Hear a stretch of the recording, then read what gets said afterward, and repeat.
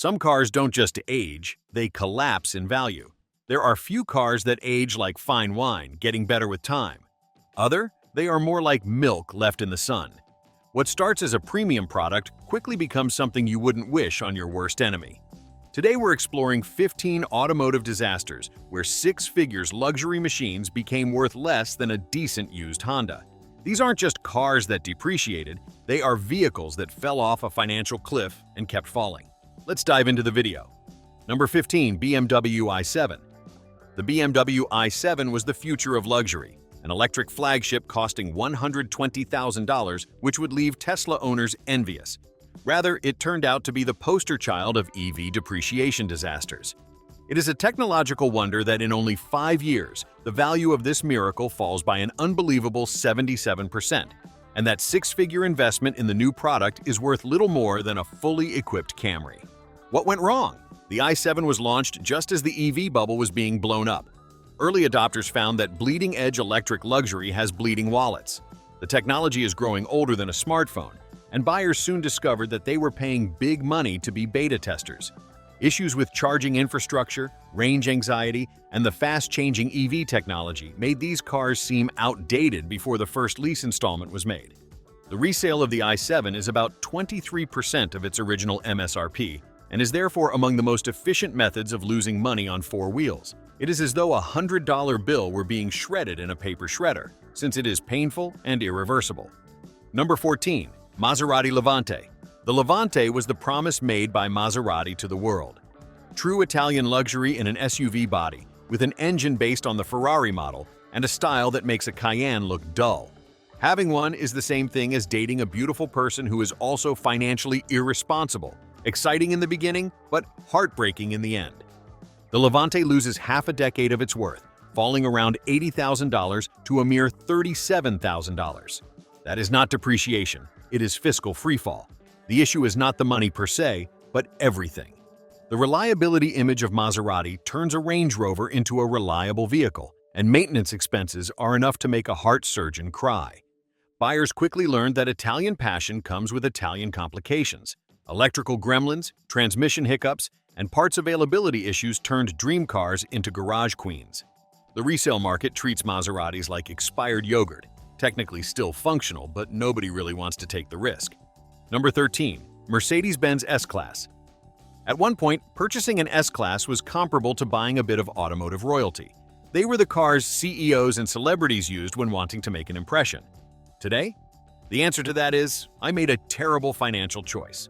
In 5 years, the current S-Class has lost almost 62% of its value, from a positioning as a status symbol of over $100,000 to a warning that costs $49,000. It is not merely a matter of money, but the end of the old luxury sedan. American consumers have deserted large sedans at a rate that can be compared to a sinking ship and gone to SUVs and crossovers instead. The S-Class finds itself in an ideal storm of evolving preferences, Chinese rivals, and features based on subscriptions, which seem like extortion rather than innovation. The magic does not last long when your luxury car costs you a monthly subscription to get your seats heated. The technology in modern S-Classes is obsolescence in under a month, and owners are left with an expensive device no one knows or desires. Number 12. Tesla Model Y. Tesla was to change the way transportation was, and in a lot of ways it did, but not the way the investors wanted it to. The Model Y, which was the darlings of EV fans a few years ago, has lost more than 60% of its value in 5 years. A $60,000 car that used to be worth more than $24,000 for a short period of time in under a second. The depreciation disaster of the Model Y is the result of the success of Tesla and the Twitter addiction of Elon Musk. Prices are always going down due to factory pricing eliminating used models, and Musk's controversial online image has transformed the brand into a political statement that many consumers would be happy to leave behind. Problems with the quality of building construction do not help either. Large panel gaps that allow you to mail a letter through it, paintwork that scratches when you look at it the wrong way, and interior materials that are so suspiciously cheap as to be uncharacteristic of a high-value car. Early Model Y owners thought they were buying the future. Instead, they got expensive beta testing privileges. The used EV market is flooded with Model Ys as owners rush to escape before values drop further. It's like musical chairs, but everyone's trying to get out of the same seat. Number 11. Alfa Romeo Giulia. The Alfa Romeo Giulia is painfully beautiful. Long, sweeping lines and Italian style wrapped up around a chassis that can dance. It is also a financial black hole that swallows money like a Las Vegas slot machine.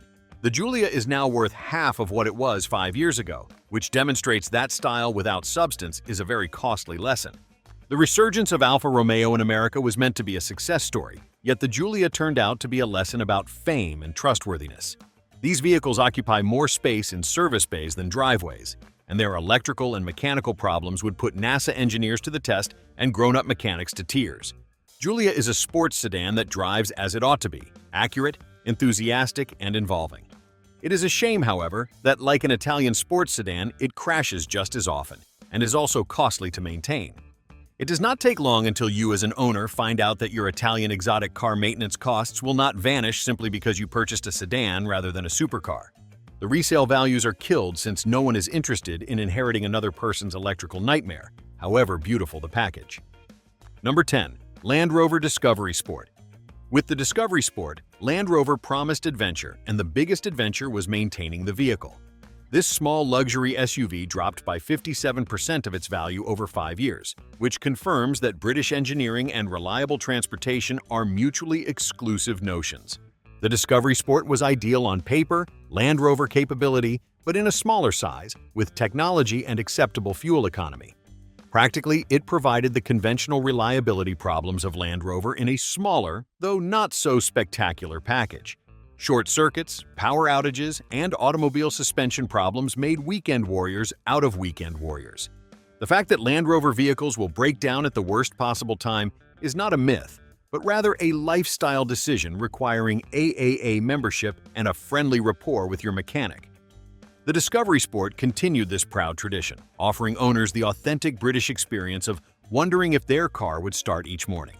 Used car buyers avoid Discovery Sports like food poisoning, knowing that cheap luxury often comes with expensive consequences. Number 9. Infiniti Q50 Hybrid. Remember Infiniti?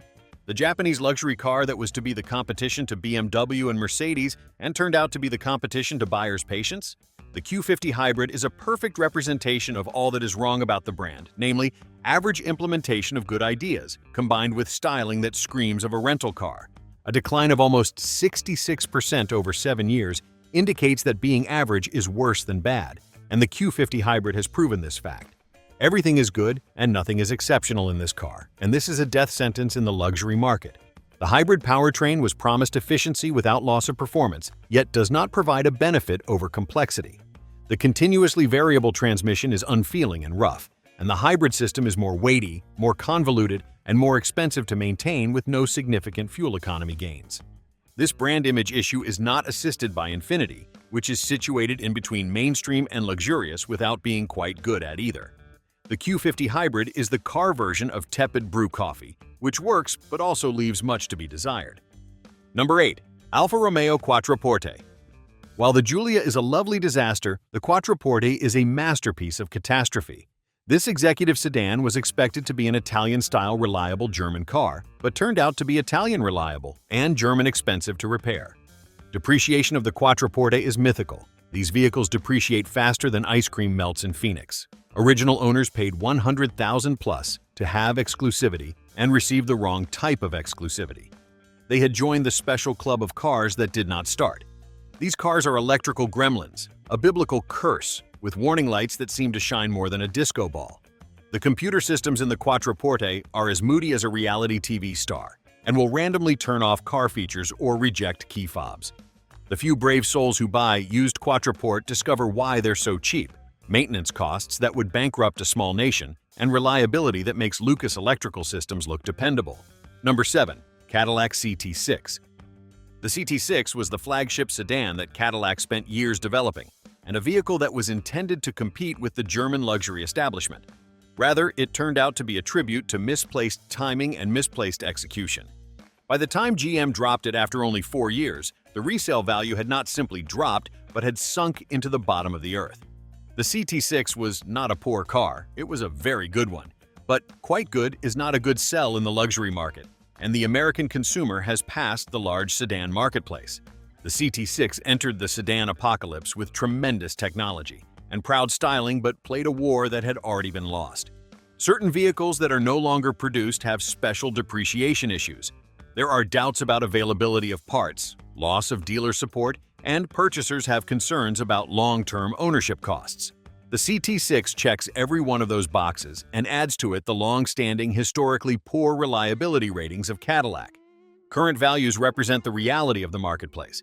These cars will sell as much as someone is desperate enough to pay, which is in most cases not a lot. Number 6. Lincoln Continental. When Lincoln attempted to reintroduce the Continental nameplate, it was like attempting to revive bell-bottom jeans, something pleasant to look at, but ultimately useless. This full-size sedan entered a market that had already caught up, meaning the depreciation rate would embarrass even a crypto investor. The Continental could provide real luxury at a price comfortably lower than that of the Germans. Yet, luxury customers do not go to the mall in search of a bargain.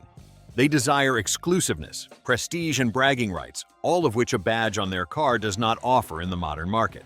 Nobody was surprised when Ford decided to kill the Continental after only 5 years, except possibly the marketing department at Lincoln. It was written on the wall right at the start, sales in the form of a contest as far down as you can go. Used Continental buyers get remarkable luxury for reasonable money, but they also get a car that screams discontinued from every carefully crafted angle. Number 5. Audi A7. The Audi A7 was designed to establish a new niche, the four-door coupe, which would be quite practical as a sedan and stylish as a coupe. Rather, it experiences massive depreciation when customers discover they are paying high prices based on inability to execute certain functions. As it continues to be manufactured, the A7 is confronted by unfriendly market realities in America where sedans have hit an all-time low. These vehicles never had their real audience, and they were in an awkward phase between pragmatic and good-looking without being either one. The sweeping roofline of the A7 is dramatic at the expense of headroom and cargo capacity in the rear. The sophisticated air suspension system offers a smooth ride when operating, which is not as frequent as the owners would like. The technology gadgets that looked innovative a few months ago are becoming obsolete in a short period of time, and the owners are left with a huge repair cost on the unused technology. Present. A7 values indicate marketing confusion. Sedan purchasers demand utility, coupe purchasers demand fashion, and the A7 occupies an in-between space that satisfies neither fully. Number 4. Porsche Taycan. The Porsche Taycan is the unicorn in a list of depreciation nightmares. Although it still lost approximately 41% of its value, it is virtually a miracle in EV terms, proving the fact that brand reputation and performance are more important than the technology used. The Taycan manages to be truly Porsche where the rest of the luxury EVs fail. The driving experience is realistic, the build quality is satisfactory, and the brand cachet does not suffer. Porsche customers want their vehicles to be pricey and exclusive. The Taycan provides both. The Taycan does not feel like an experiment in EV technology, as does the other vehicles in the category. This difference is important to consumers who desire performance and status rather than efficiency and newness. The Taycan's relative value stability proves that good cars from respected brands can survive even the most challenging market conditions. Number 3. Toyota Mirai. Toyota placed a mega bet on hydrogen in the form of the Mirai, developing a fuel cell sedan that would supposedly leapfrog battery EVs and become the future of clean transportation. Rather, it was a lesson in betting against the wrong technology at the wrong moment. The Mirai is so poorly depreciated that it loses an astronomical 75% of its value in only 2 years, the fastest depreciating car ever. This is not merely a matter of changing technology, it is about infrastructure reality. Hydrogen fueling stations are more of an exception than a norm, and owning a Mirai is a game of range anxiety and route planning. Toyota offers high lease incentives and deals that keep first costs down, but the resale value is a fact of life in the market, and no one wants a car that they cannot fuel. Even the limited number of hydrogen stations which are there frequently malfunction or run out of hydrogen, leaving Mirai owners stuck with a very costly paperweight. The Mirai is a well-intentioned and poorly thought-out effort by Toyota to avoid the EV revolution, and the end result is that the company now has a car that is technically brilliant but practically useless. Number 2. Fiat 500e. The Fiat 500e was not supposed to be a sales success. It was a compliance vehicle manufactured to fulfill California emissions laws and sold at a loss to appease bureaucrats and not the consumer market. This strategy reflects in the depreciation figures, which are so poor that it would turn a lottery ticket into a good investment. The 500e was sold cheaply to clear stock. and even cheap prices could not conceal the underlying defects of the car. The range anxiety was not an issue, it was a way of life, and there was hardly 80 miles of real-life driving range between charges. The electric infrastructure was not yet fully developed, and owning a 500e was a punishment to be environmentally conscious. The quality of the building was a problem with the early models, and the dealer network that Fiat used was more dependable than the electrical systems. Availability of parts also became an issue after Fiat essentially left the American market and 500e owners were left without anywhere to service their cars. Current values are realistic. These cars can be valued at any price it would cost to properly dispose of them. Number 1. Porsche 911. And our last entree is not a depreciation nightmare, but its converse, the Porsche 911, which retains 74% of value after 5 years, and is a reminder that there are cars, actually cars, worth buying. The stability of the value of the 911 is that it is precisely what it claims to be, a true sports car that has been perfected and developed over decades. Porsche does not follow fashion or test new untested technology. They do what works best and sell it at a price. The owners of 911 are aware that they are investing in a legend, and legends do not depreciate similar to appliances. The iconic nature of the car, along with the engineering prowess and high quality of the build, makes a product that is not devalued due to losing relevance. The other market participants are driven by market share, low pricing, and feature overload, but Porsche concentrates on what the car feels like and what the brand represents. The outcome is a more expensive car that only bleeds less in the long run, which is what luxury consumers need. So, there you have it. 15 cars that prove depreciation hits harder than you'd expect. These vehicles show that losing value isn't just about getting older, it's about staying relevant in a rapidly changing market. Don't forget to like, subscribe, and hit the bell for more.